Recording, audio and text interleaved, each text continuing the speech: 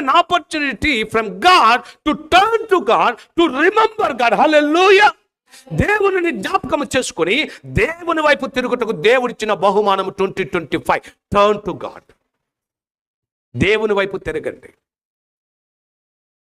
వాళ్ళు తప్పులు చేశారని తెలుసు, పాపాలు చేశారని తెలుసు, దేవునికి దూరంగా వెళ్ళిపోతున్నాడని తెలుసు, అయినా దేవుడు ప్రేమిస్తూనే ఉన్నాడు. హల్లెలూయా. నీవు నేను పరిశుద్ధులమను, లేకపోతే నువ్వు నేను పెద్ద నీతిమంతులమను కాదు, మనం సజీవ లెక్కలు. దేవుడు నిన్ను నన్ను ప్రేమిస్తూ ఉన్నాడు. హోషేయ ద్వారా చెప్పిన మాట ఏందో తెలుసా?